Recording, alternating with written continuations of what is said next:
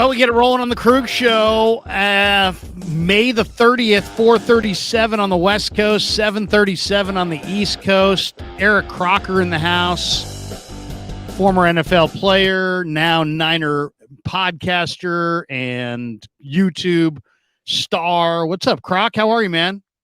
I'm doing good. I don't know if I'm a YouTube star yet. I got to catch you and some other 49er content creators that are doing a great job out there. Well, we are doing the show on both my channel and your channel at the same time. And did you already go today with Peacock? Did you guys do your Locked On Niners? And what did you? What was the topic? We did do our Locked On 49ers. It should be streaming probably in the next couple hours.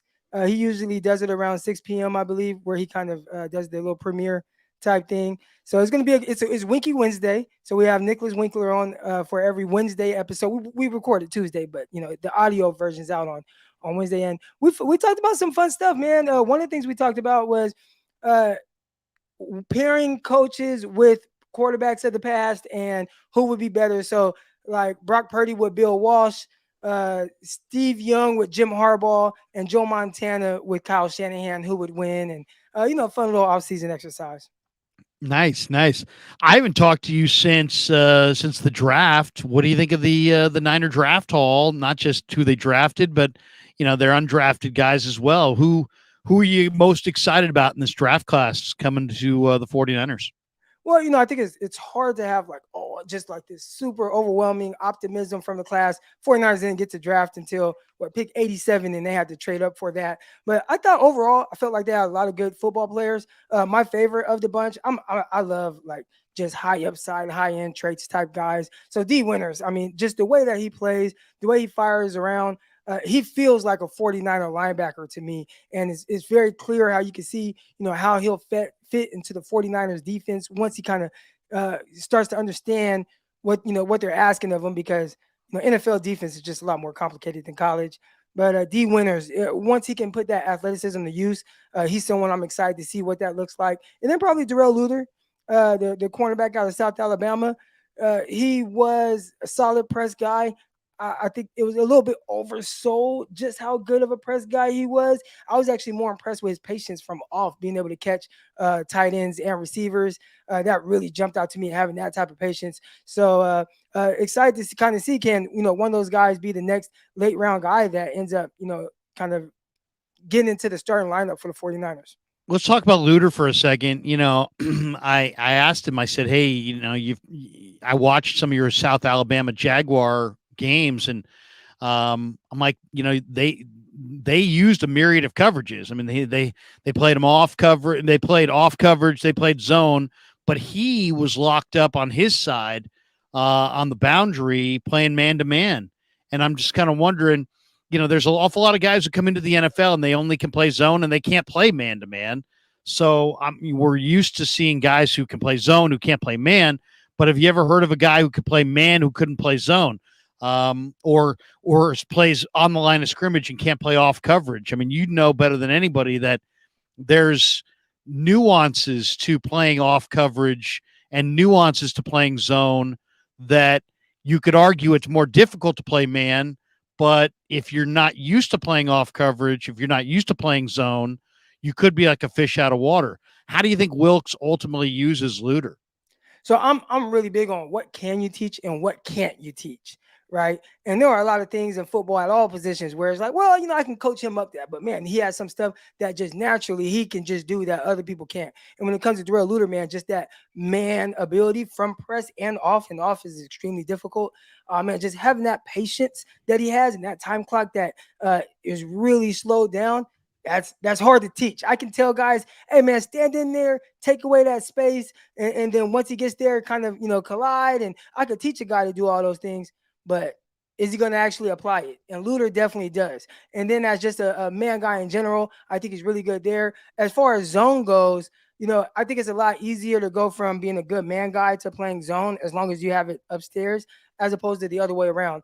Think of a guy like Josh Jackson, the cornerback out of Iowa some years ago. He was a longer cornerback, had a ton of interceptions, and everybody was so high. And I'm like, guy cannot play man coverage. He was just too long in his movements, clunky feet, but people were really excited because they see the interception totals and, get to the NFL, he just did not transition very well. So it's definitely easier, air quotes, to teach a guy more zone principles, especially if they have it mentally. A guy who stayed away from a whole lot of the zone stuff and they went more man heavy with him and they do some combo and zone stuff off of him was Stephon Gilmore with the New England Patriots. I had a little birdie, somebody on the team, and he was like, man, Stephon, you just have him play man coverage. So he never quite grasped the zone concept of things, but he was so good at man coverage, it just didn't matter. So I'm not sure Darrell Luter is Stephon Gilmore, but definitely with his ability, it's something that's definitely intriguing.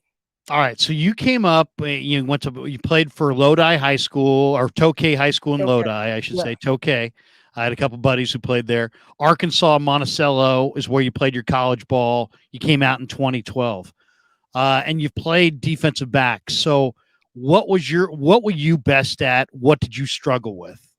Oh man, and it's funny you asked that because I kind of, when I'm evaluating prospects, I kind of use myself as a base. 6'2", almost 200-pound cornerback, and I kind of build off of that. I was definitely a press man guy. I learned more how to play off in the Arena League because the Arena League you just have to be able to play off, especially if you're going to line up in the middle. So I learned how to play a little bit more off coverage from there. But overall, like if you just had a scouting report on myself, it would be doesn't have over the top athleticism, good press man guy, good movement skills, but doesn't have the necessary long speed. And I think ultimately that was kind of my downfall. It's funny. There's a lot of guys who can play man and can play zone, but there's an art form to playing off and absorbing the cushion correctly and having the right timing. Give us the coaching points on that, Croc. I mean, if somebody's looking at, a guy like Luter, he hasn't played a lot of off coverage. And when we're talking about off coverage, you're not lined up on the line of scrimmage. You're lined up off the line of scrimmage, and the receiver comes off the line of scrimmage. He's absorbing that cushion, but you at some point have to turn your hips and run with him. And then from that point on, you have to kind of take him and mirror him up and down the field. It sounds like an advantage, but it's very difficult to do, isn't it? I'd say once you understand zone principles and then you understand route concepts, the game slows down so much for you. So, I coach a lot of 7-on-7. I coach a lot of high school football at Edison High School in Stockton, California.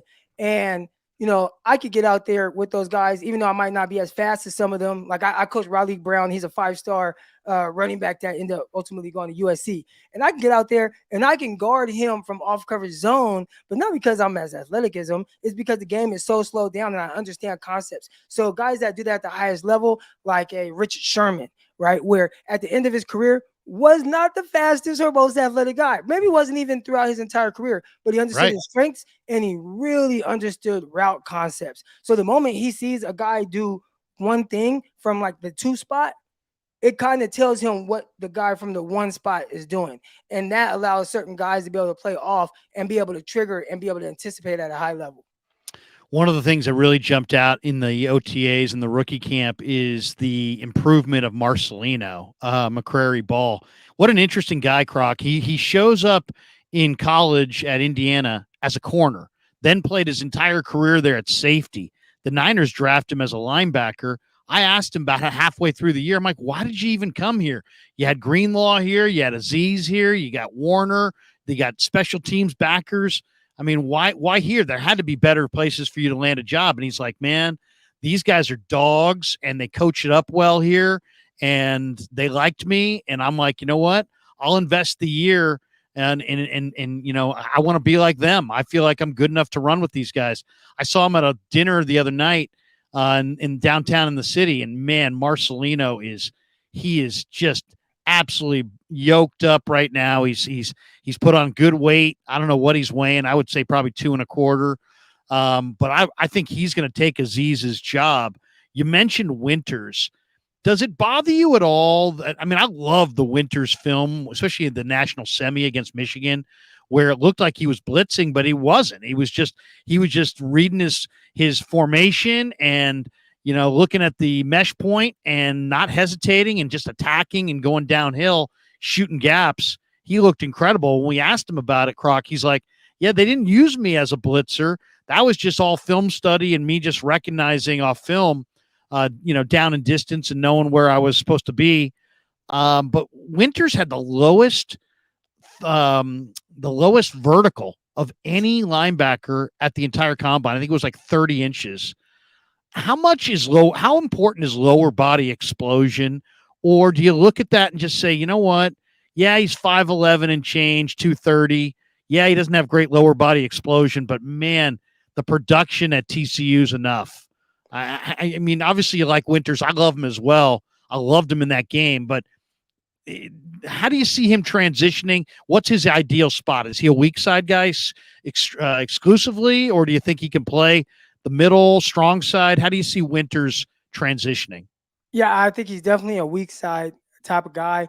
As far as the vertical goes, a lot of people is like, man, why they do all this testing? You just want to see how explosive of an athlete somebody is. So when you see a low vertical like he does, you want to see, man, does that show up on film? And I would say when you see him trigger and close on quarterbacks, it doesn't look like he lacks any type of explosiveness. So, a lot of times you want to see, does what you're seeing on film get confirmed by testing? I would say his 40-yard dash, or not even 40-yard dash, his vertical, I would say his vertical is kind of the opposite of what you see on film. So it wouldn't be necessarily a red flag for me, right? Compared to, let's say, DK Metcalf. And it was very clear when DK Metcalf was coming out, he could run fast. I was looking at the defensive backs, and they were getting in kind of this chase mode. I'm like, man, I think this big dude's going to run like a 4.3. And he did. Now, he also didn't do a whole lot of change of direction type routes. And I think his testing really confirmed that. But with his skill set, it's like, well, you don't need him to do this change of direction type stuff. Have him just run slants, over routes, digs, post, go routes, and stop routes where he gets the cornerback moving vertically. I think when it comes to D Winters, it would be, man, he's explosive, moving forward or laterally down the line of scrimmage, and they could use him in that way. I don't see an area where the lack of vertical explosiveness look to affect him. At least that's not what I saw. But maybe it affected his pockets and being drafted a little bit later, and maybe them questioning it or just finding a reason why he dropped down. Yeah, I mean, it's probably why a guy is that productive and winds up, picked on day 3. I titled this thing "Potential Surprise Starter on the Niner Defense." What do you think? I mean, are we going to see any surprises? I mean, is Jair Brown have a chance to beat out Tayshaun Gibson? Does Luter have a chance in your mind to beat out Demo Lenore? Those are the ones that really stand out. Maybe Robert Beal. Does Beal have a chance to start at defensive end? Obviously, Isaiah Oliver steps in at the nickel. But do you see any of the young guys having a chance to bust through this summer and maybe earn a starting job?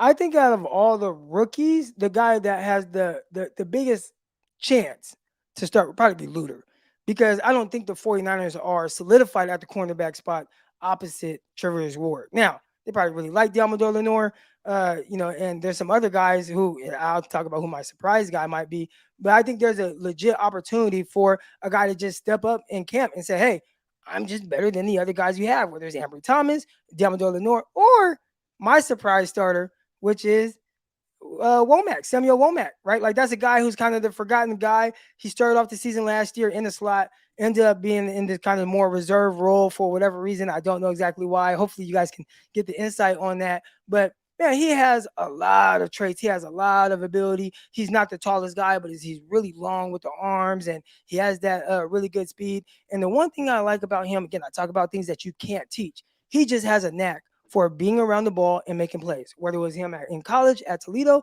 or in the preseason with the 49ers, picking off 2 passes, forcing a fumble, knocking away another ball that ultimately gets intercepted. Just guys like that, they just continue to find themselves around the ball. He has a knack for it. And that's a guy who I could see taking that year 2 leap and ultimately kind of inserting himself into the starting lineup. So that would be my surprise starter that I don't think a lot of people are really talking about. Yeah, that's a good call. It's funny, Womack last year, and I talked to him in the postgame a couple times, where he had gotten his hand on a ball, right? Where he had read the quarterback, and came really close to a pick 6, but didn't get it. Now, you understand the difference between year 1 and year 2. Year 1, man, everything's moving fast and you don't see everything quite as clearly. Year 2, man, everything is crystallized. You're seeing it. You're seeing it better. You're moving faster. You're just mentally more engaged through all the reps. Your game plan better. I saw last year what you saw, which is he got his hands on a few footballs.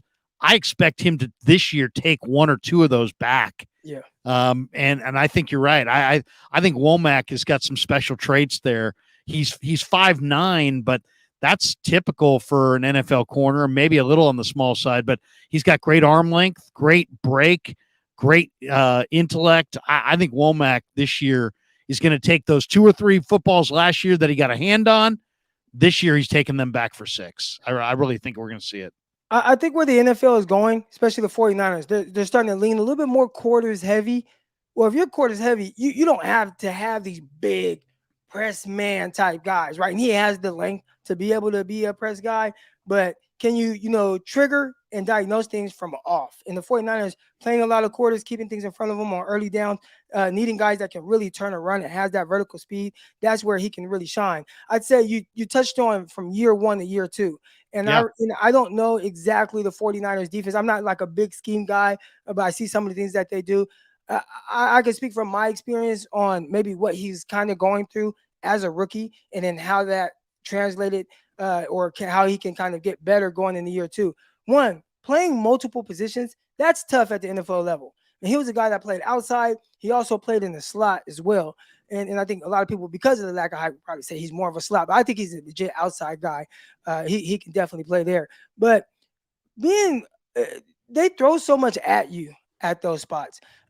It's not just, hey, I'm going to line up on the outside or I'm going to line up in the slot. And as soon as they call the play, like that's what it is. You have to know all these different adjustments, right? Whether there's 2 to your side, 1 to your side, does a guy motion from the other side? How many backs are to your side? How does that change your responsibility? Things that happen on the fly. You have to know at the snap of a finger, okay, now it goes from this to this, and then I have to be able to communicate that to the safety. Like there's so much that goes into it that happens fast. As a rookie, your head's kind of spinning a little bit trying to learn those things. So I think for a guy like him and some of these other guys too, who we see have like a better year too, like we saw, Diamador Lenore, I think the game starts to slow down a little bit, and then that's when you can kind of see that year 2 jump for some of these guys.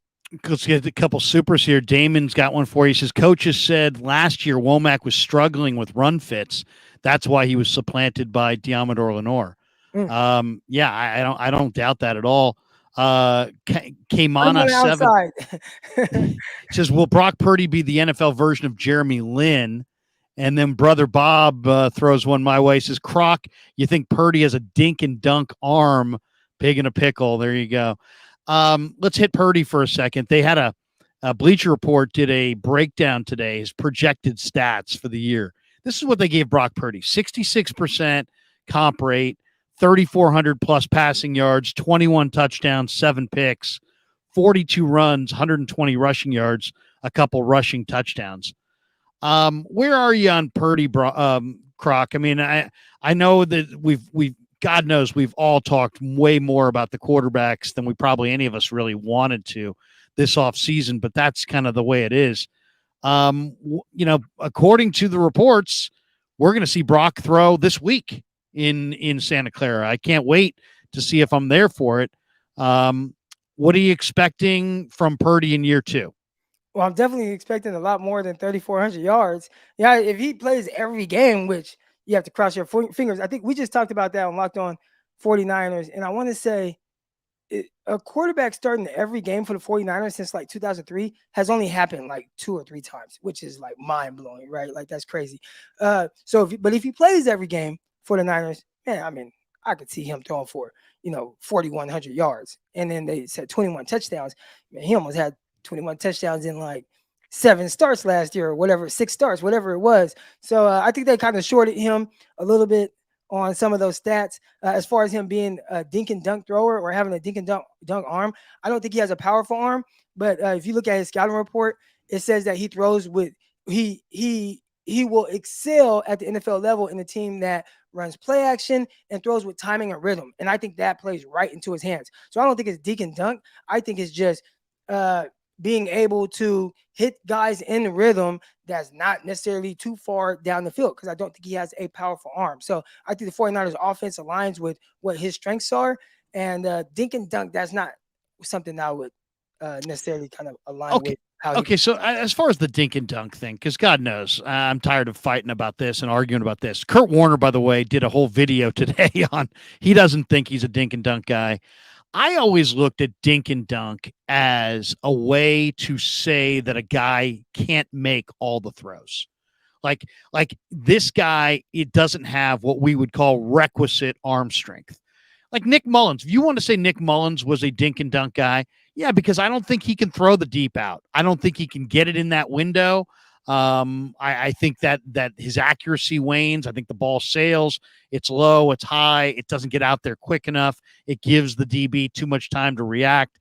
To me, when you say dink and dunk, it's a way of disparaging a player and saying he's not good enough to make all the throws. To me, I separate Brock from that. Is I think Brock doesn't have a big arm, but I think last year, now I actually thought when I saw him in his college film at Iowa State that he kind of was a dink and dunk guy that didn't have requisite NFL arm strength. But then after what, so like to me, if anybody who watched his college film and said that, that's fine, because that's what I saw too. But then after the season, but before the draft, I think he went to Arizona. He worked with some specialist. He found some more there. He talked about it. He found 4 or 5 miles an hour extra on that fastball. And to me, that slight difference took him from he can't make all the throws to he can make all the throws. And I think he demonstrated this year he could make all the throws. So I dink and dunk is a mindset of I don't want to challenge in the deep quadrants of the field. I don't want to challenge late in the down outside the numbers. There's certain throws I don't want to make, and defenses can try to force me to make them. I don't feel comfortable. I don't think Brock is that. I think he's what you said. He's on the lower level of arm strength, but he's in my mind, he's got enough arm strength to succeed. Now he did last year. I don't know if he will going forward.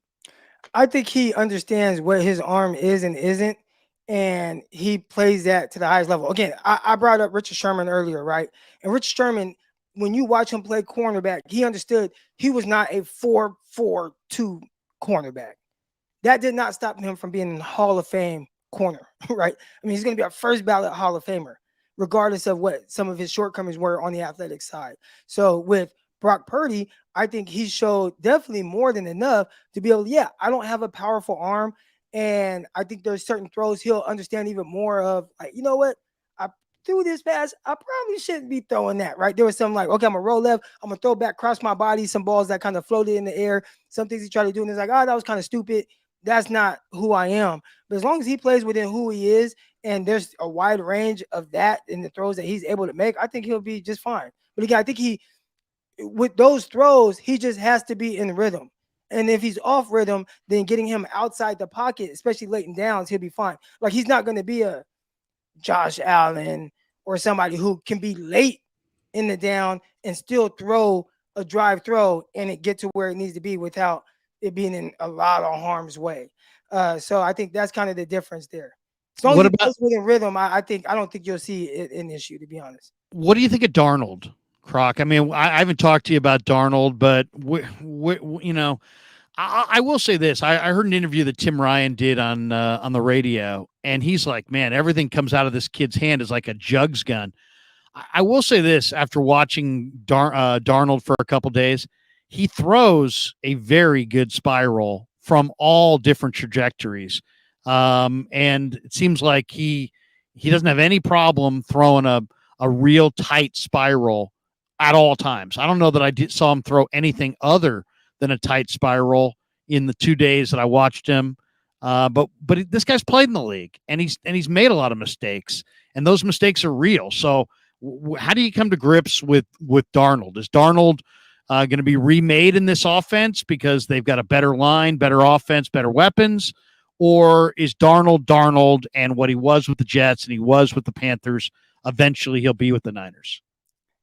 I think Darnold, he was drafted where he was for a reason. This is a guy that does not lack any type of throwing ability. And I'd say he's probably the best pure thrower of the football on the 49ers. And bigger arm than Purdy and probably just cleaner from a mechanic standpoint than Trey Lance. And I don't think there's anybody that would dispute that. Now, that doesn't mean that he can be better than either one of those guys. So for him, it's, can I get to playing good football? This was a guy coming out of USC, especially even in that last year. Things got a little sped up for him. You started to see him kind of turn the ball over a little bit. He wasn't quite the guy that we saw as a redshirt freshman. He lost receivers, Juju Smith, Rogers. He lost the offensive lineman, and he was really asked to carry kind of a depleted roster at USC. And then that kind of carried over the hero ball stuff to the New York Jets and what they were for years, and with Adam Gase as the head coach.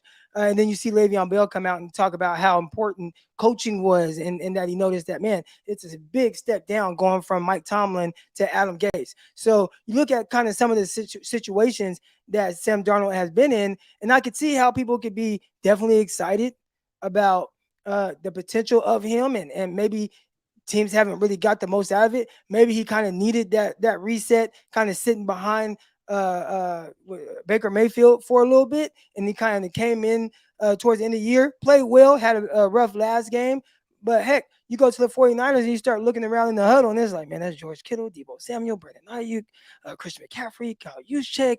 Oh man, that's Trent Williams. It starts to feel a little different, and then it's like, hey, Kyle Shanahan's going to put me in positions to win. So if I am Sam Darnold, and again, what we've seen so far, bad quarterback play, but if I'm Sam Darnold, I'm looking at this as an opportunity to really show what I can do. Heck, there's no way this quarterback with one good elbow and this other guy that has played, can't start more than 2 games in a row, is going to beat me out. Like, that would be my mindset as a competitor and as Sam Darnold. So I think for him, if it's ever going to come together, this is the perfect situation for him. Again, it's been bad up until this point. Can he turn it around? I think he has the talent to, but he just has to go out there and be the quarterback that he probably feels like he is in his head. And this is the best scenario. This is the last chance he's going to really get to be that guy, but this is definitely the best situation as well.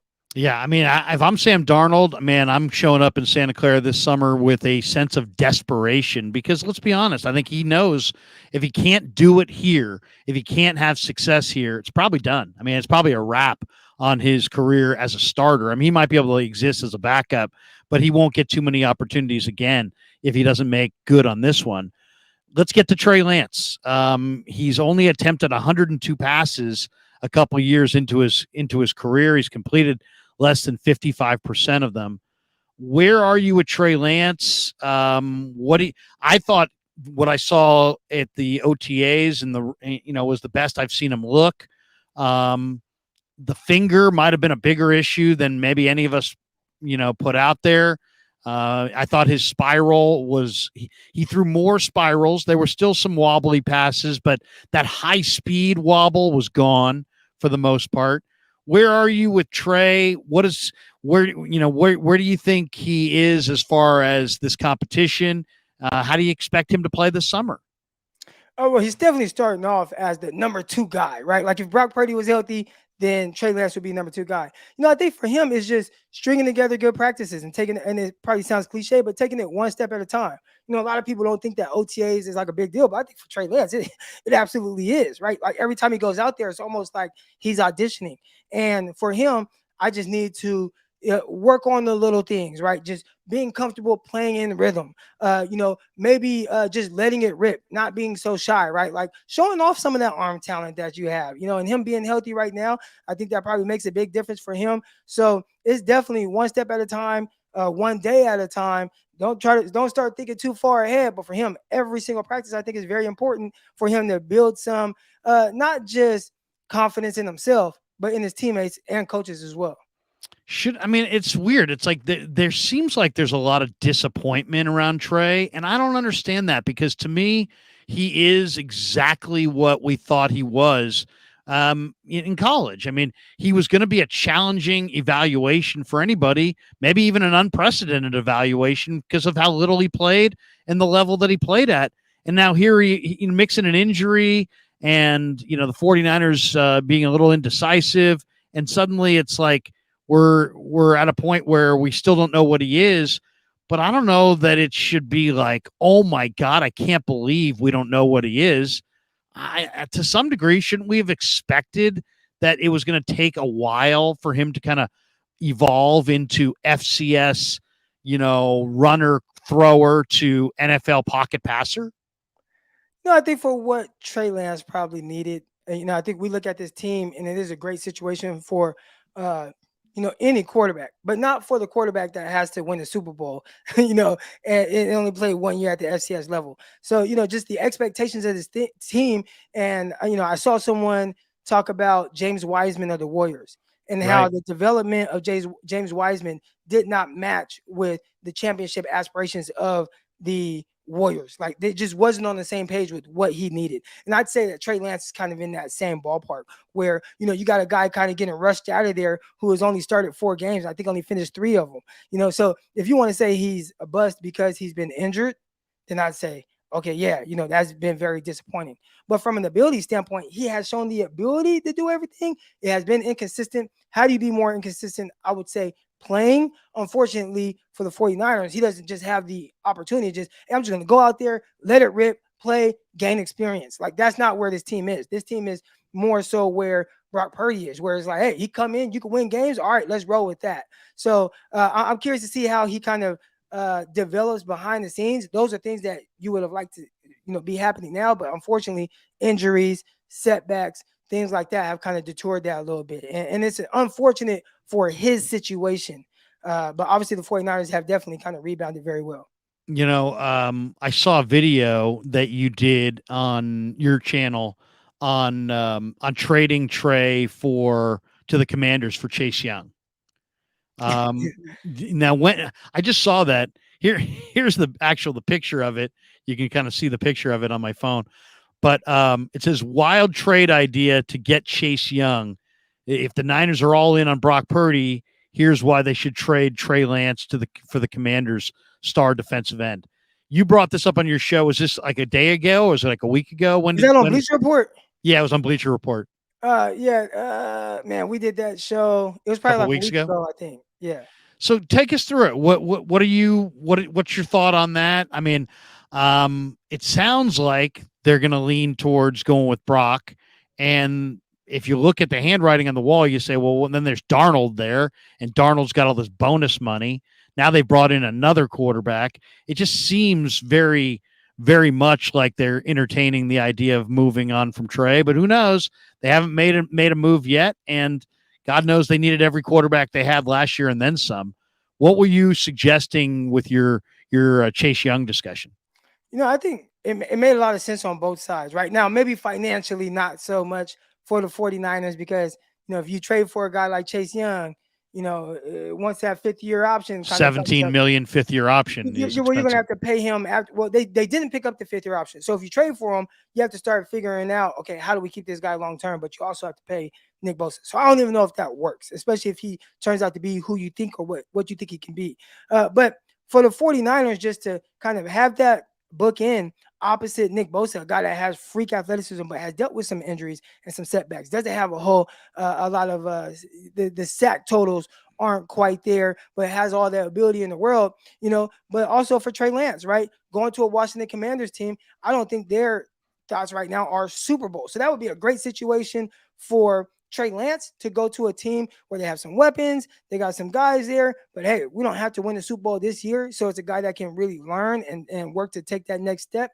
And also, if you believe in Brock Purdy and they like Sam Darnold and the way he's throwing the ball, and then you got the Brian Allen or Kyle Allen, the third string quarterback, I think you're kind of fine there, and you don't need to handcuff Trey Lance to be a backup in that room. Trade him, try to get something for him, and I think a guy like a high upside guy like Chase Young, I think that makes a lot of sense. I feel like for both sides, financially, maybe not so much for the 49ers. Yeah. Now, if it came down to the Commanders showing interest, but would you rather have Chase Young than Montez Sweat, or would you rather have Montez Sweat than Chase Young? Montez can be a little cheaper. Yeah. Chase has maybe got a little better upside, but man, Montez has been very, very consistent. Yeah, he's been consistent. I think the trade would work better for them, like where it's like, okay, Chase Young, man, was it 7 sacks or 8 sacks or whatever in 3 years, dealt with injuries, torn ACL, all this stuff. They can kind of I can understand them moving on from him before Montez Sweat. Just in getting a potential, and again, we don't know, but a potential quarterback for the long term over in Washington. That just makes more sense to give up Chase Young in that type of situation.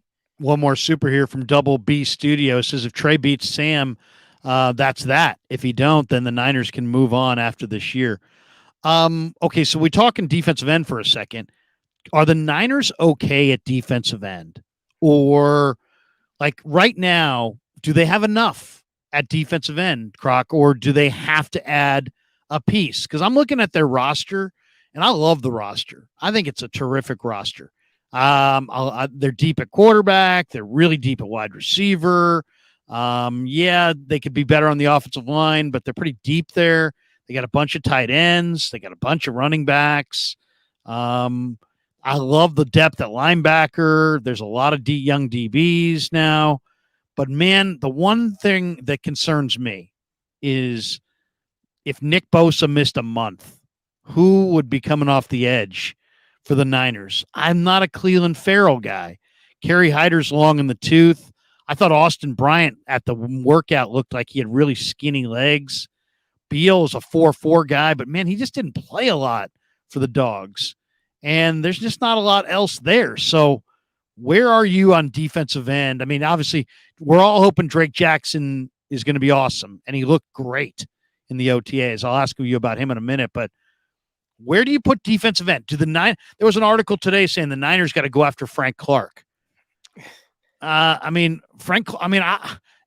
to me, they are one really good edge away from being a very, very good football team that could win the conference. I mean, they might be able to win the conference without it, but that one veteran edge would really get them over the top, in my opinion. Are they going to get that player before camp, or you think they're going as is?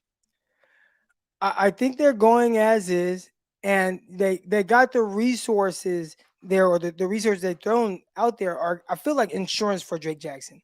Like if Drake Jackson doesn't end up really taking a stranglehold on that edge spot, it's like, all right, we do got Cleveland Farrell, we do got Bryant from the Lions, and some of these other guys. So we could just continue to throw bodies out there like they've done with guys like Arden Key and Amenahu and Samson Ebukam. So I think from that standpoint, they want to see what Drake Jackson has. I'd say from a pass rush standpoint, they did go and get from Philadelphia Eagles.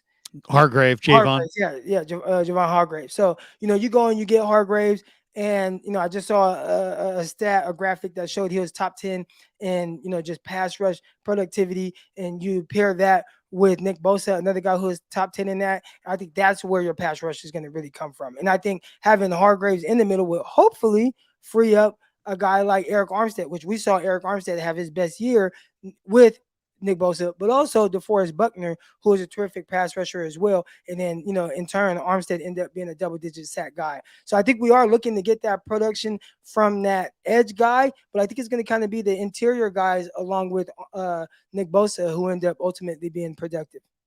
Double B Studio says, Mr. Crocker. And Mr. Crocker, very formal. He says, Mr. Crocker, you the best, bro. We're enjoying having Eric Crocker with us for sure. Drake Jackson. I mean, first of all, we should address the Niner defensive line. Now you got Hargrave and Armstead inside. And so the pocket, I think, is going to look quite a bit different because I expect Hargrave and Armstead to get penetration and to force that quarterback out the back door or the side door right into the lap of Bosa and or Jackson or whoever's at the other defensive end spot.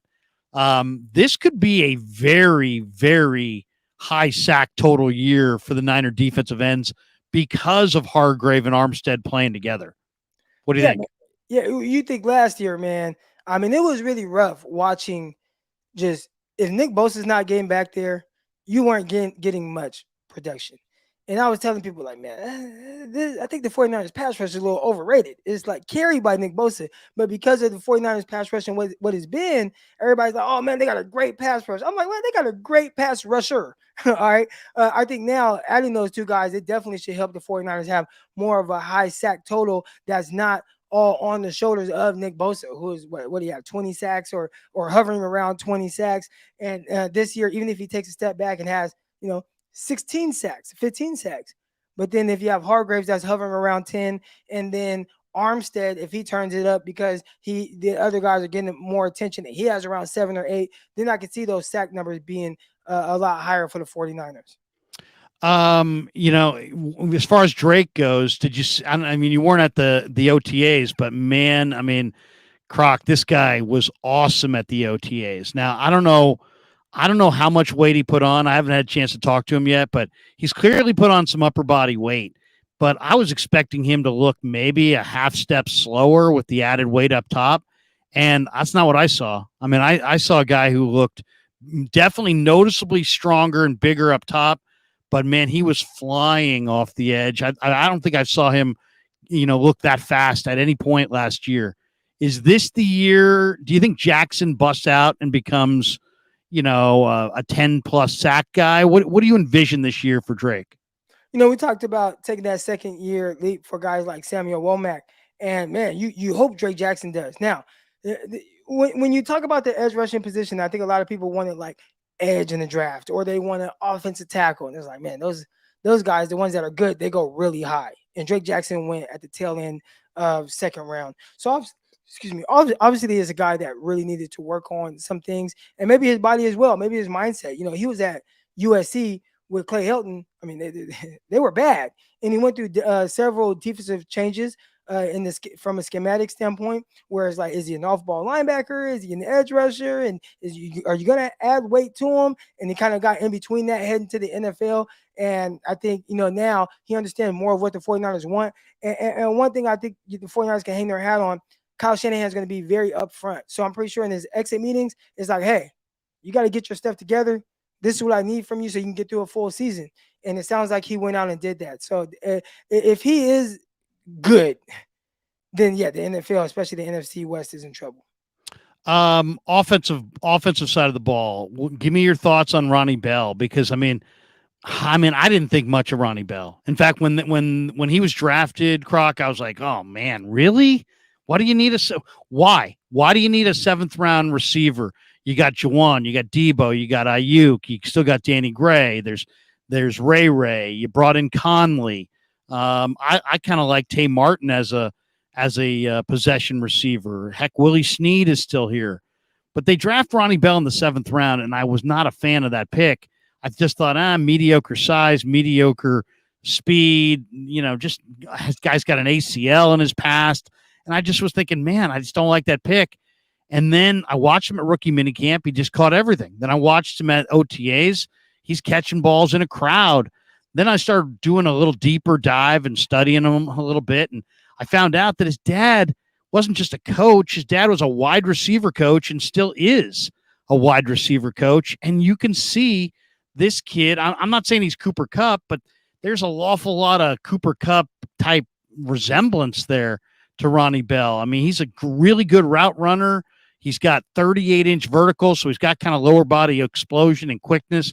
You can kind of see it. He gets more separation than you think he would based on his 40 time.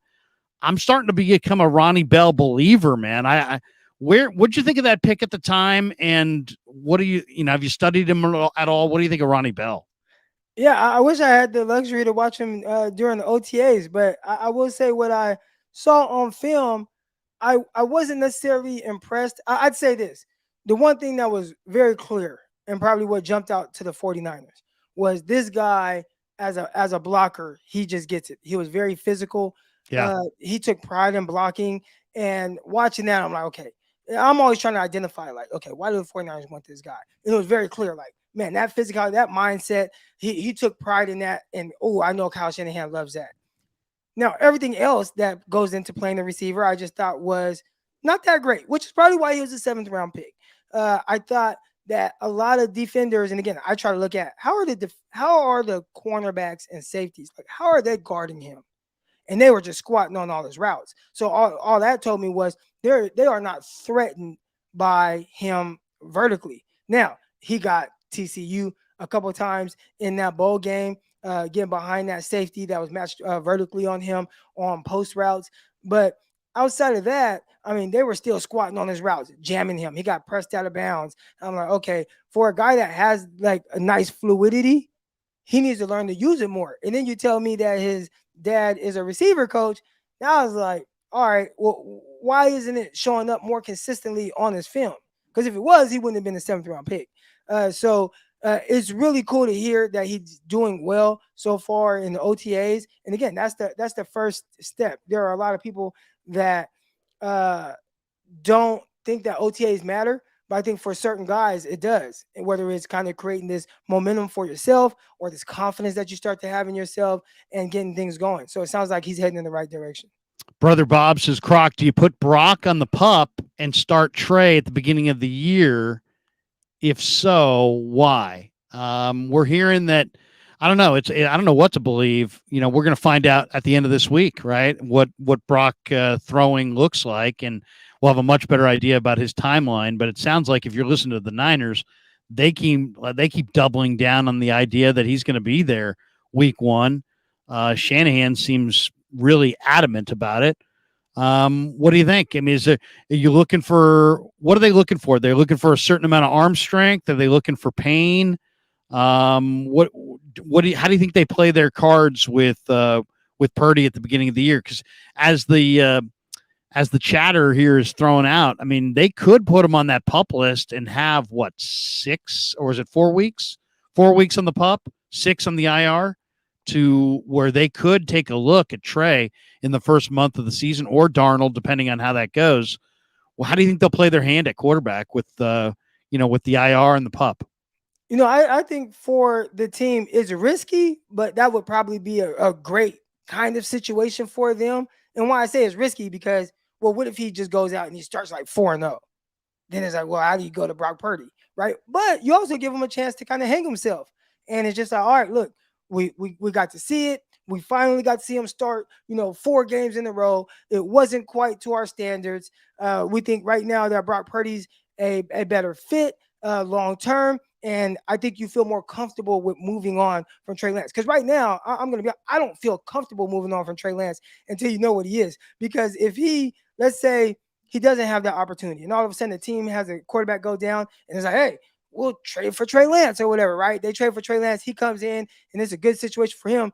And all of a sudden, after about 3, 4, 5 games, you start seeing Trey Lance kind of balling. Now you're like, well, he's shown the ability. We just didn't see the consistency, and now he's starting to build that consistency. How stupid would you feel as a 49er organization that you never saw it through with the guy that you spent so much capital on? So I think ideally, again, it's a little risky because if he balls out, then you have this whole other problem on your hands. But also, you get a chance to kind of, hey, okay, now we know, and let's really move forward with Brock Purdy. What is your feeling on where the Niners are on this? Because I totally agree with what you just said. I think the Niners have a pretty good idea what Brock Purdy is. And a lot of people will say, well, they can't move Trey because they don't know what Brock is. I think they know what Brock is. I think they don't know what Trey is. And that would scare me more. I would scare me a lot more. To me, the only way I would want to move Trey is if I got something of significance, because then I'm covered, right? If I get something of significance, then at least I'm covered if Trey becomes something. But if I trade this kid for a pick and he becomes something along the lines of Mahomes, We got to use somebody else because Mahomes is like, yeah, Mahomes is on a different level. But let's say he's who's a good comp besides Mahomes? I mean, I know what you mean though. Let's say he has a season like Jalen Hurts had last year. Yeah, I mean, I think the reason I love the Mahomes one for Trey is because I don't see Mahomes as a runner. I see him as a passer who can run. Yeah. And I don't see Trey as a runner. I see him as a passer who can run. And I think they reminds me a lot of Mahomes if he can develop. But that's a big if at this point. But I'd be way more concerned about the back end of the deal on dealing Trey if you don't have a real good handle on what he is. Like if you're moving him, you better have a real good handle on what his upside actually is. Otherwise you could look really, really bad. It could be your legacy. The tough thing is, and this is in my honest opinion, that what he has shown in games is a lot of what you want, but then also it's mixed in with the things that you don't want to see, maybe a missed pass or errant pass, or oh man, you overthrew this tight end on this leak that's wide open for a touchdown, right? Like those are things that you don't want to see. But his power throws, man, that throw in the rain to who was it, Ray McLeod on a deep over in between two defenders, but then also the safety that was over the top, and he dropped it in there from like 25, 30 yards out. Like that's a special throw. And like those are all the like things like that, like throws like that are why you really want him. And you just haven't been able to see more of it because he hasn't played enough. Right. So think about like the last kind of live games we've seen. You watched him in against the Houston Texans. And it was kind of weird a little bit to start the first half, but he ended up throwing multiple touchdowns, ran for another one that got called back, completing 70% of his passes in a must-win game for the Niners. Then the next time you see him, he's playing against Green Bay in a preseason game, and he completes 4 out of 5 passes and a 75-yard touchdown to Danny Gray.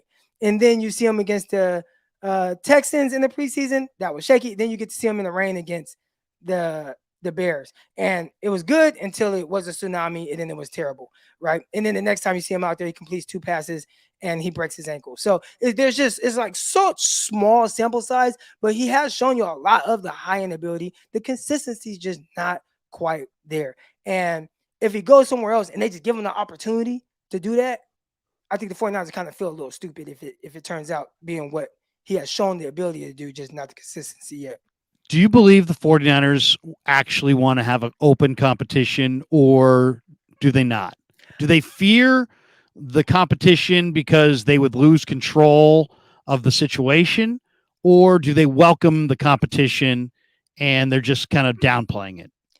I think Kyle Shanahan would love to just be like, this is my quarterback every game, every year. And unfortunately, because of injuries and, just everything that's going on, some of the things that are self-inflicted, it just hasn't been that. And I think it's unfortunate for Kyle Shanahan. I actually feel really bad for him, even though he's kind of, he's done this to himself in a sense, but it's really just, it sucks. I think he would just be like, hey, Brock's our quarterback. That's our guy. We don't want it to be a competition. The tough thing is if Trey Lance starts to take that next step, which you said, hey, ball's coming out of his hand, so it looks a little better. And if he just gets more and more comfortable, then he can kind of force a quarterback competition. But I don't think Kyle really wants that.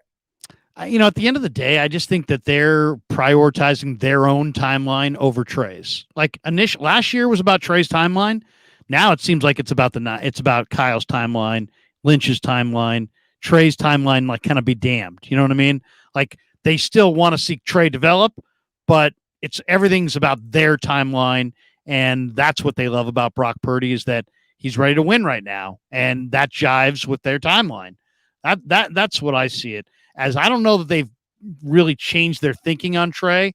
They've just kind of prioritized their timeline over his. That all being said, there's other aspects of this football team. Couple things before we let you go. What did you think of the 2 tight ends they drafted? The Alabama kid in the 3rd round, and then the Oklahoma kid in the 7th round. The more I watch the film of both those guys, the more I love the Oklahoma kid and don't love the Alabama kid. To me, I see Braden Willis as a competitor, feisty. He's going to fight for every yard. He loves to block. He loves contact. I could see him beating out Ross Dwelly for a roster spot. Latu, I see some fluidity there, but that's about it. I don't see a lot there. What do you see with those 2 guys? I wish I had my notes right here. And before I say what I think about these 2 tight ends, I want everybody to know I did say some positive things about the draft picks. I did like Luter. I talked about him potentially, competing for a starting spot, at the outside corners position. I talked about D Winters. Really love his game. I'm excited about him, maybe more so than any other draft pick. With that being said, not necessarily in love with the 2 tight ends that they picked. Now, when I look at Latu, I think he has an overall good skill set or game. Like when you watch his film, I think he was a smooth route runner. I think he was a little nuanced versus man, but then kind of lacked that explosiveness to kind of separate from defenders. So I thought he might struggle a little bit versus man coverage. And then when I looked at Bell, or not Bell, excuse me, the tight end from Oklahoma, I'm like, he's not really a tight. Like he feels more like an H back to me, a guy that you kind of want to have as an offset guy, a guy that can block and like you can sneak him out. Because again, he's another guy I think that will really struggle against man coverage, especially some of these more athletic cornerbacks. It just didn't look like his game as just this pure tight end. I know that's where they're lining him up right now, but having him as more of a use check guy, where hey, we could put you in that backfield, have you sneak out, have you block. You could do those things. You can put him with his hand in the dirt at tight end, and maybe you can sneak him out from there, but also have him block. And you can also split him out and throw some screens with him out there blocking on the edge. But if you're wanting these guys to be, and again, this is an extreme version of a tight end, but like Travis Kelsey, that's not necessarily what their game is. Yeah, no, I mean, I'll say this. The one thing about Latu that's nice is that you can see the fluidity, and when you're a fluid athlete, then he's got ability as a receiver, and he's got good size. So we'll see. I mean, the thing about Bama is they got so much talent on the field that week to week, there's all kinds of guys running around out there that just don't. It seems like to me the blue chip teams like Georgia, LSU, Clemson, Bama, Ohio State. There's all kinds of talent that is some of these guys stars, some of them come off the bench, some of them never play, but doesn't mean that they can't play at the next level. What's your thought on Beal? I mean, he's 250 pounds and he runs in the 4.4s. That right there is super intriguing. But then you look at his career at Bama or at Georgia, he barely played. And he couldn't get on the field. And when he played, he didn't produce that much. He did lead them in sacks 2 years ago when Trayvon Walker went first overall. It was Beal who actually led Georgia in sacks. But what's your thought on Beal? Real quick, let me double back on Latu real quick because I pulled up some of my notes on him. All right. So I put versatile in Bama offense, will line up detached, hand in the dirt, and offset. Maybe not the strongest, but definitely a willing blocker. Nuanced route runner, verse man, understands soft spots for zones, attach the second level blocker. So he would reach the second level and block like maybe he'd chip a defensive lineman and then reach the second level and block linebackers. And I thought he did that pretty well. Had a pancake at the second level against LSU. And when he opens up, he has a pretty good stride, but he's not going to blow anybody away with speed. So that was kind of my initial thoughts on him pre-draft. So before the 49ers took him. But as far as Beal goes. Yeah, what do you think of Beal? I mean, Beal seems like a boomer bust guy in that he's got unbelievable wingspan and foot speed.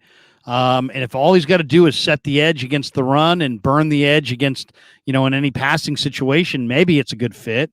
But man, there's not a lot to go on there. I think the tough thing when you put on any Bama film is like it looks like a lot of thinking on their way to the quarterback. So they're kind of asked to do this kind of like, okay, see what they're doing, and then, okay, go. Instead of just, hey, man, you're 6'4", 247 pounds, super long arms, 4.4 speed. Just pin your ears back and get after the quarterback. You didn't see a whole lot of that, and maybe the 49ers in his Y9 were asking to do that. Now, for me, there's a huge red flag, and we just talked about this on Locked On 49ers the other day, and I threw it. Actually, where's it at? I had like this bag, and it was red, so I kind of threw it as a red flag. But the red flag to me is, and again, draft him in the 5th round, you just kind of get to see what happens. But for a guy who has the physical traits that he has, and you see all these Georgia guys flying high off the boards, why is he the only one to go 5th round? Right? Like all these other guys are going 1st round. I mean, you talked about Walker, but there's been a ton of them from the interior guys, edge guys. They just had an edge guy go to the Philadelphia Eagles at the end of the 1st round this past draft that just happened. Every year we're seeing these guys on these loaded, stacked defensive line or front 7 go really high, and Bill, the guy who's there the longest, 5 years or 6 years, and has probably the craziest traits out of all of them. Walker has some crazy traits, but I mean, everything from a prototype that you would like, and he goes in the 5th round. And I just thought that was very interesting. And it's not just all about production, because the other guy that went in the 1st round, he wasn't a high production type guy. I think he had 3 sacks. You talking about Trayvon? Trayvon didn't. You talking about Trayvon? Or are you Well, talking about Nolan even Smith? Trayvon Walker, but the other one that just went to the Eagles Yeah. at the end of this draft. I mean, he had like 3 sacks. Trayvon Walker, he wasn't a high sack guy. And I think, again, a lot of it I think has to do with how they play defense. But even then, those guys are going high. Why is Bill the one that is there for 6 years and then gets drafted in the 5th round? With the traits that he has, it's not like, well, Bill is only 5'11" and has short arms. Like, no, man, he is the prototype as it gets, especially with the speed. And still, teams are like, I don't see it. So I'm intrigued with his like high-end athleticism. I'm intrigued to see if he fits more of a pin your ears back, get to the quarterback style that the 49ers play, and they just let him be that athlete. But I think there's a lot of growing that needs to happen with just having a pass rush plan on his way to the quarterback. But he's had a long time to kind of get that under wraps, and it hasn't done it yet. So I'm interested to see how it works, but he's not my favorite pick of this class. 3 quick ones before we say goodbye. One guy that really jumped out to me, Croc, is Deshaun Jameson. And, he's a smallish corner, played 5 years for the Longhorns, but very experienced. I love the way he comes up and runs support. He goes low. He's very decisive, plays fast. And then as a return guy, he's really special. Did you look at Jameson at all from Texas? And I'm not sure why he went undrafted. He ran pretty well. He's got pretty good coverage ability, and he's an outstanding return guy.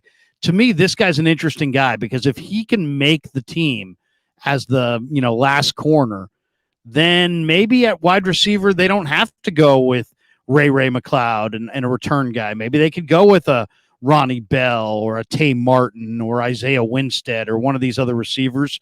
What do you think? You see anything that you like in Deshaun Jameson?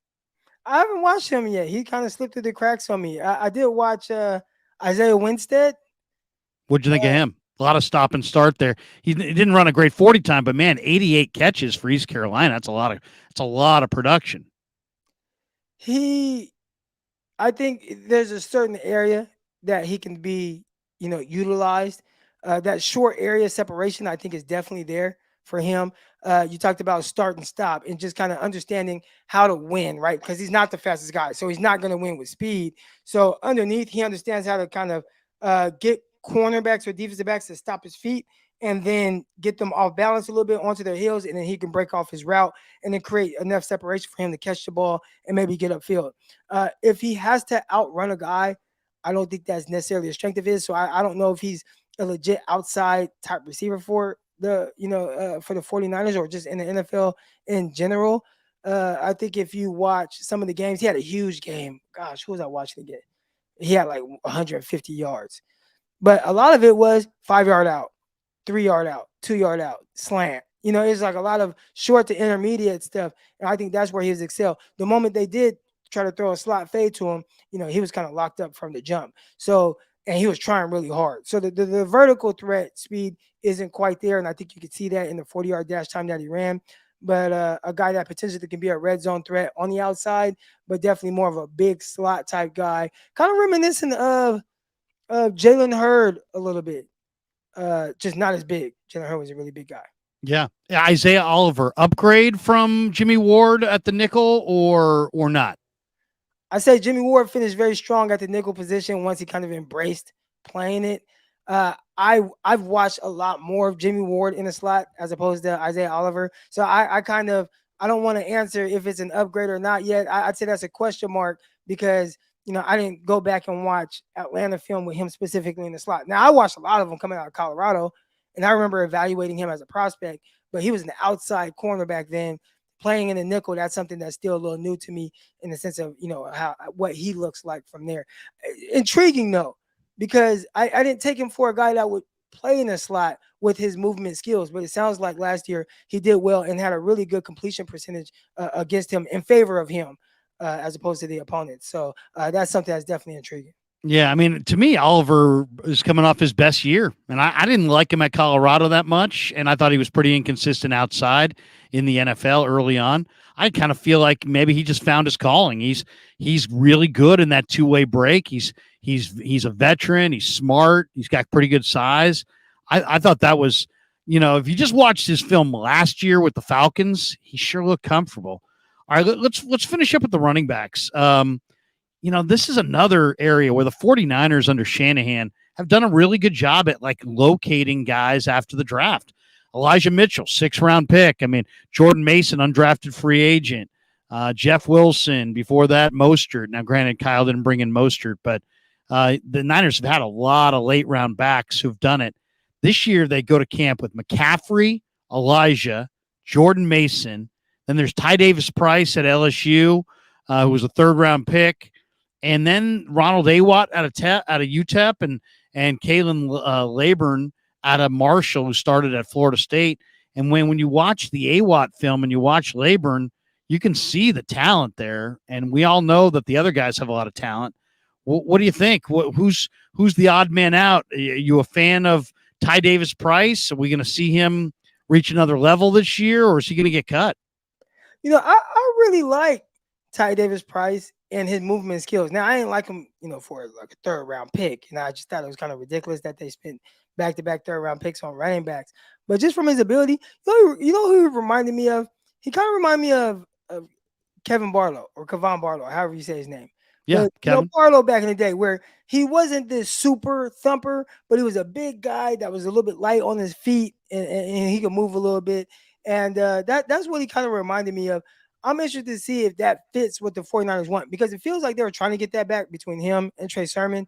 But then it's like, nah, just get these one-cut guys that can get downfield with the Elijah Mitchells of the world, with the Jordan Mason, and, some of these other guys that they just got undrafted. I feel like one of these undrafted guys is just kind of a 49ers ritual. One of those guys will make the squad. So who's going to be the odd man out? If there is any one of those guys, and they might try to salvage that 3rd-round pick by keeping Ty Davis-Price around, but he was a late 3rd, and they might say, you know what? Nah, man, this spot's up for grabs. So I could see if there's going to be an odd man out, it'll probably be Ty Davis-Price.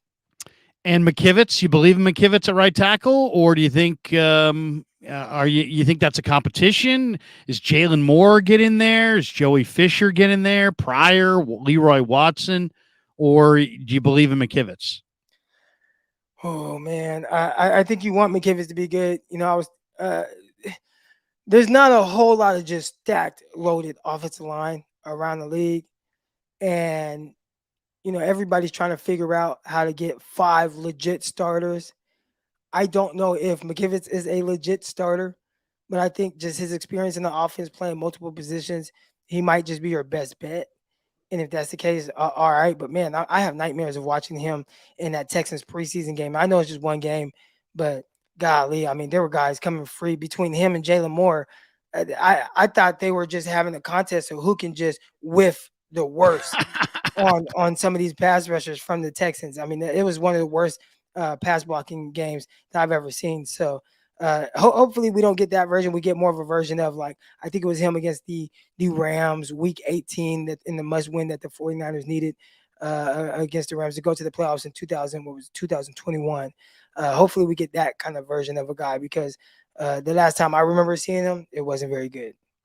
Croc, is that a Giants hat you got there? I like that. With the G. That's the G hat. Yeah, pick that up. Stock in California. Let's go. I like that. All right, man. Hey, appreciate your time. Tell people, obviously they know you, they know your channel, but when are you streaming again? What kinds of things you got going on the channel this week?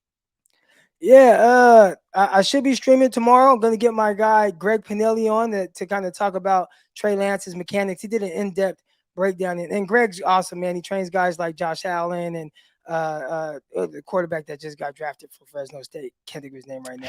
Hayner, yeah, Jake Hayner. And I mean, just a ton of guys. And he really understands the quarterback, the mechanics behind it, and everything that really goes into it, really breaking it down. So he kind of, from what he was able to, see from all the throws that Trey Lance did during OTAs, again, it's not live. It wasn't against the defense or anything like that. But from what he was able to see, he really kind of dove into before what it looked like, some of the issues, and then now, and what things might be the same, or what things might be slightly different. And then, hey, can he do it? And, when the live bullets are flying, or what goes into being more consistent with it. So he's awesome with that stuff. He's going to break it all down for everybody. That's tomorrow on your show. By the leaving says D-Hop landing spots, no Eagles. I'm just praying no Kansas City. I don't want to see D-Hop in Kansas City. Anywhere but Kansas City or Philly, is fine with me. He wants to go to Buffalo, fine. Just please no Kansas City, please. Oh man, yeah. And I shoot, man. I wouldn't mind seeing him on the 49ers because he just brings something the 49ers just don't have. Who's that physical, aggressive at the catch point guy? Right? Like who's that guy that makes you right even when you're wrong? And that helps all your quarterbacks out. And they just don't have that guy. You can't count on Brandon Ayuk to be a consistent contested catch guy. I don't think that's Deebo Samuel's game as well. Is I don't even know if it's I know it's not Ray McLeod's game, but I don't know if it's Juwan Jennings' game. It doesn't seem like that's his thing, and it hasn't really quite been George Kittle's game. It was Kendrick Bourne's game, and they don't have Kendrick Bourne anymore.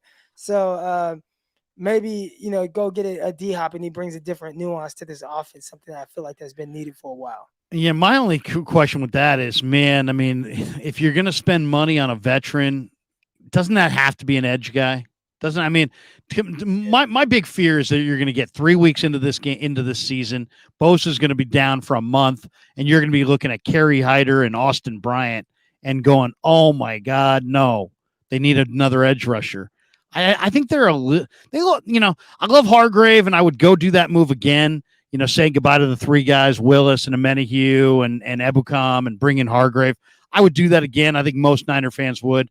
But, man, you lost 700 snaps there on the defensive end, and I'm not thrilled. I mean, I love Drake, but I'm not thrilled with Farrell or Bryant. So we'll have to see. I would love it if they could have one more edge rusher who scared somebody. Right. Before we get out of here, I have a question for you. Yeah. All right. So I see on your graphic there, New York style pizza. So New York style sausage company. There they are. Yep. Oh, New York style sausage. Okay. Well, I was going to ask you about pizza, right? So okay, you tried New York style pizza? I don't mind it. It's thin, right? I kind of like the New York style pizza over the Chicago style pizza, okay, which is kind of like quiche. It's too much tomatoes. It's more like lasagna than actual pizza, huh? Yeah, I mean, like, okay, if I don't like, if I'm like in Chicago and I go to like Gino's East or Lou Malnati's or one of those places where where their deep dish is really, really, really good, then I don't know, there's something about it that's a little bit different than if you just go like deep dish pizza in California. You know what I mean? I don't know. What about you? Where are you on the pie front? Do you like deep dish, or are you a New York style guy? I think I'm more of the New York style guy, but I did have some good deep dish out in Chicago. I was there week 1, 49ers versus Chicago Bears, and I tried it. I think it was Gino, something like that. Gino's East. Yeah, and it was Gino's East. Yeah, that's the spot. It's on Division. But I also, I do some stuff with Underdog Fantasy, promo code Crocky, and they flew us out there, and we were out in Brooklyn and New York, and they took us out to get a slice of pie. Yeah. And it was good. It was good. So I think I got to lean towards the New York style. When you played for the Jets, where did you live? You live in Jersey? Yeah, no, we were in Morristown, New Jersey. Okay. Yeah. And where did you go to camp? Where was camp?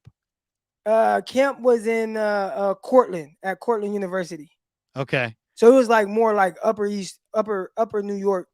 It wasn't in New Jersey, which I think they do now at the facility, which they have a solid facility for real. But yeah, it was back then. It was like you're going to the university, to the college. Now, and that was fun in itself, but there was like students there and stuff. So it's kind of now the chat. Of course, we're talking pizza. The chat's coming up. Waveware says Detroit style. Have you had Detroit style pizza?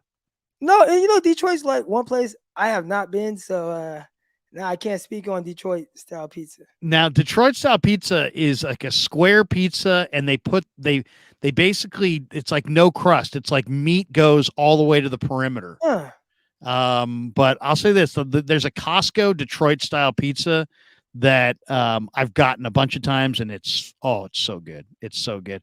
And Digital Drew, who joins us, he's from Chicago, works on Mortal Kombat in Chicago, says Lou Malnati's and Pequods all day. I've never heard of Pequods, but I know Lou Malnati's. So, and then now we got 49er Gang in the 916. He says Gold Dust Pizza in Sutter Creek, Copperopolis, and a couple other towns in California is the best pizza in Cali. Oh man, I'm from Stockton, man, so I got to lean towards Eddie's Pizza out there on Ben Holt.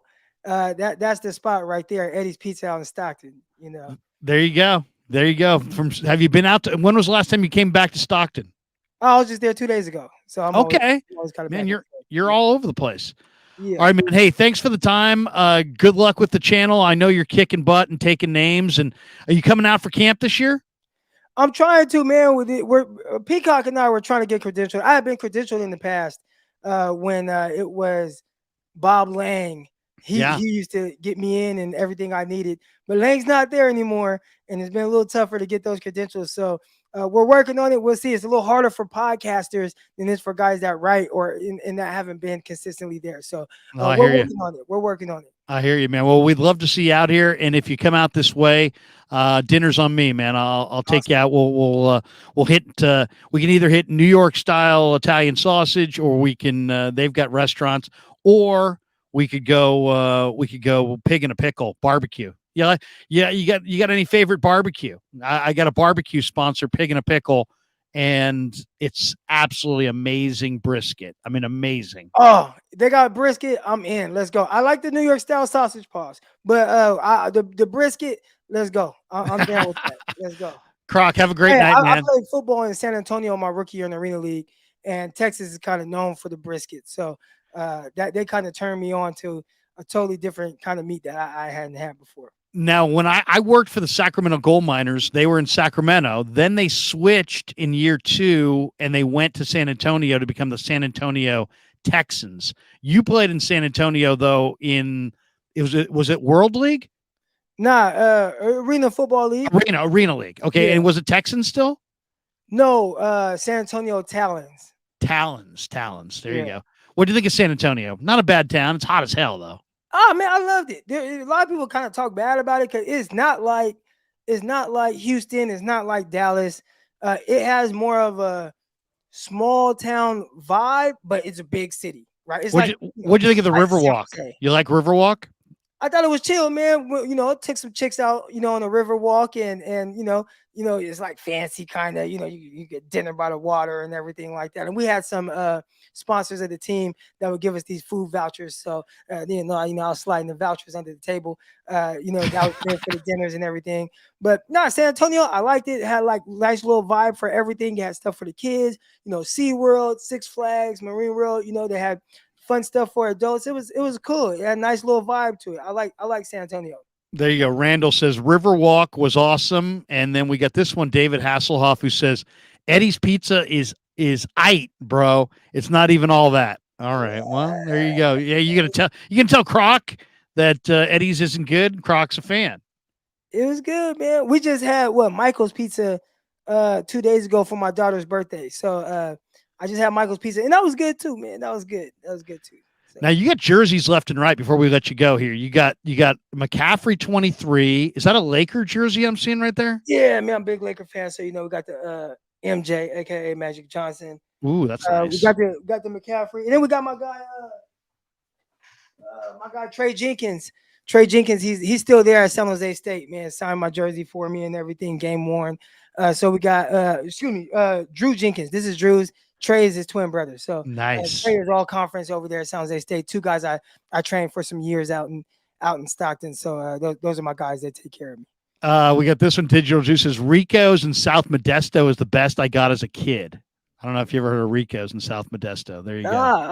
I'll try it though. Tim Donahue says Rocco's in Walnut Creek. I don't know about Rocco's. I'm not going to say it's not good.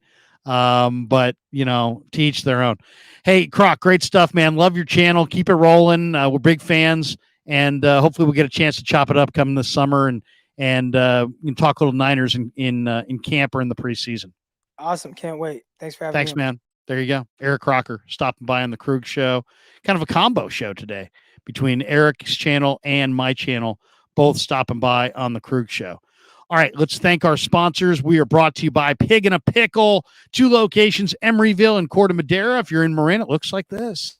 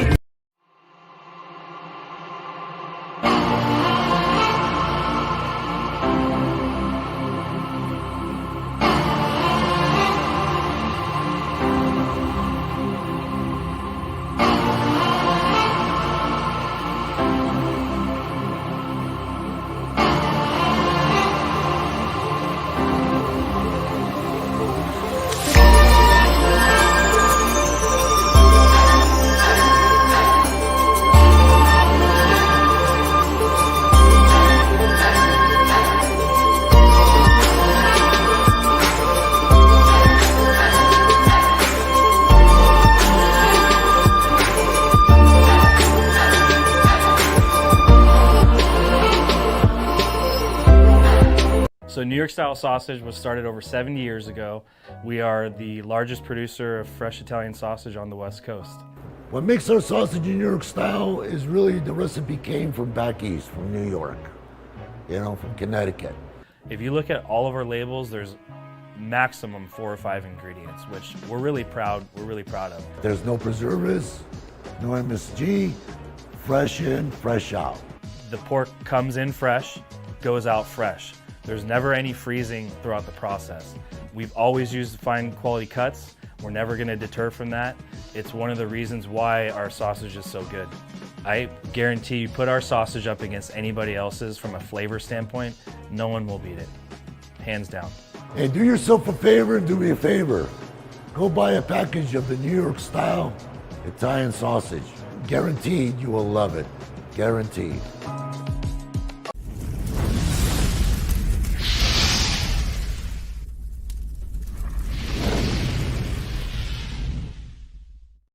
All right, welcome back to the Krueg Show. Darren Ty says, Larry, how about the Giants?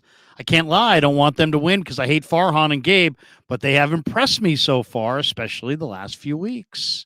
Giants are playing well. They go tonight against the Pirates. I was just looking at the matchup tonight.